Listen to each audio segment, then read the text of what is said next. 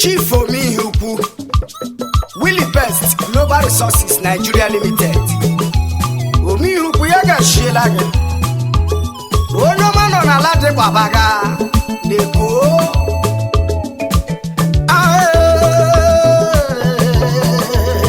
Ndabọnụ shimebole. Anya jikwa ndelenu ngede mma nderi mma bọkwa nsọnụ ndere mma. Ndị na-ebi ụnanụ nna. Ndọmashigbo kelenu nagoro mahụ.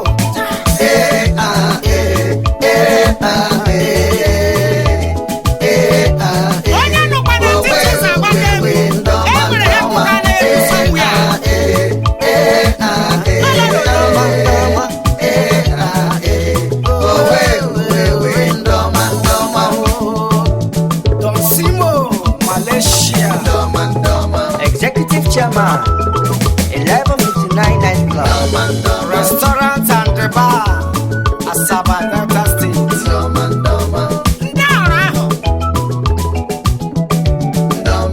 Anya chikwa ndelenu ngede mma nderi mma bọkwa nsọnụ ndere mma. Ndọmashigbo kelenu nagoro mahụ.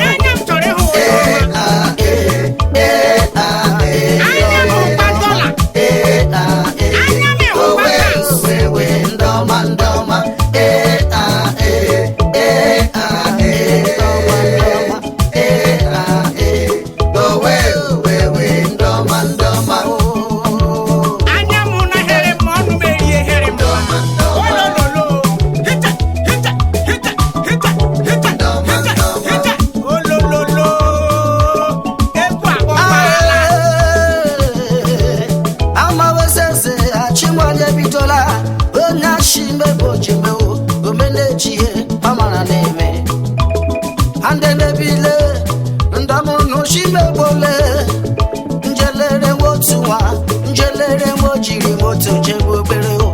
Njelere wotu nwa. Njelere mo jiri moto jebo bere. Senator musiri ike. Ojeka chuka meje mono. Kede ejeje mbae. Mwafongo bala. Onye ọma shimbe kele gị na gọma. One of God pass them, Yagashi.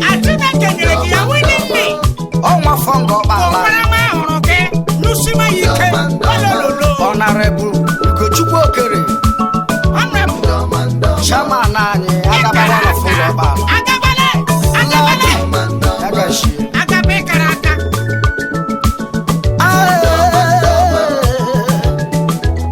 I'm always a chimwan in Bitula. Karesia one of Igwe. Eke no kwara. Important talent yo. Isokwa no nanderoma. Karesia ashimbe keleke na goma. Demeko bara CEO Lapat Media USA and the UK.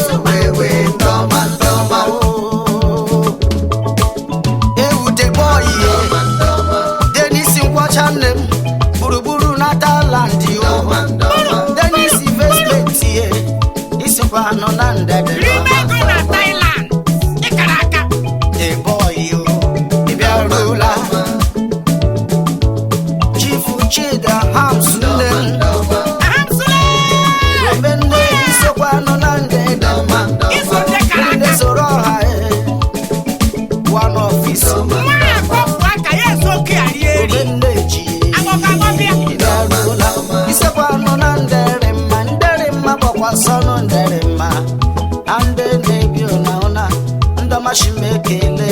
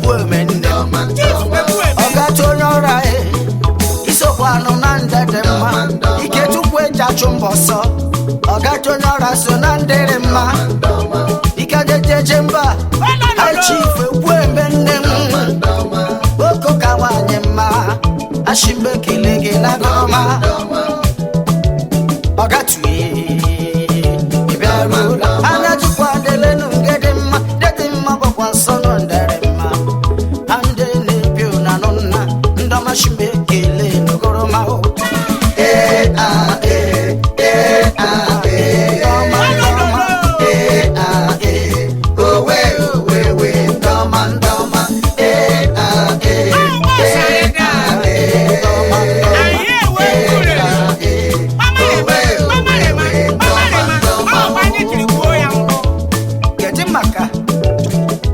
Chief Engineer Clifford Uzoma Onyebeni Utako mwili wano fungoba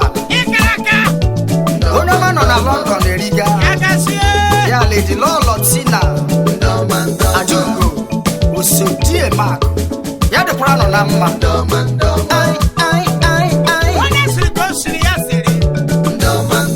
Njelere motuwa Njelere mojiri motu jebo bere Njelere motuwa Njelere mojiri motu jebo bere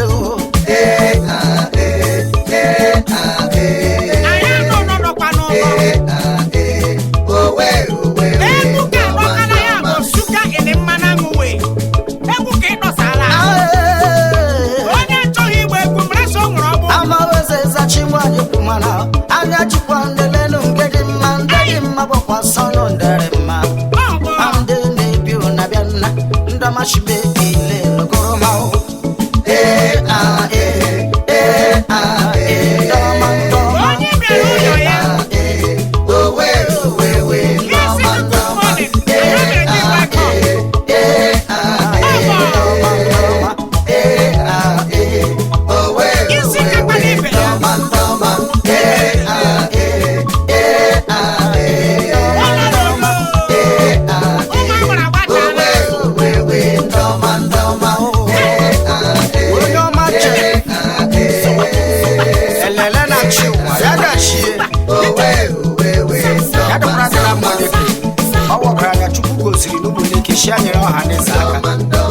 Yadima ke so yede o kwachi naka o so maka ke ga soro o baru gbeje gbe segwado onyo ma no na US abaga ya ga shie akewu ya bo mare ma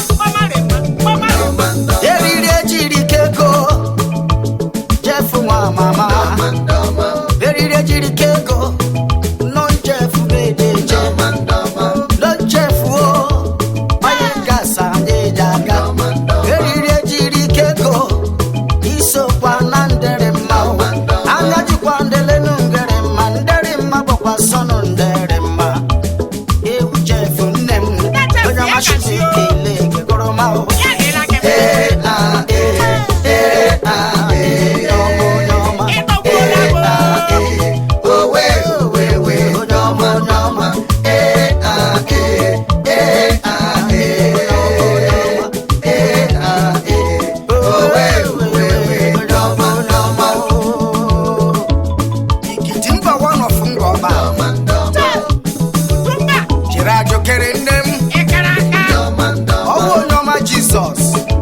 Spanish businessman Ya de pragela manda Gerard nnem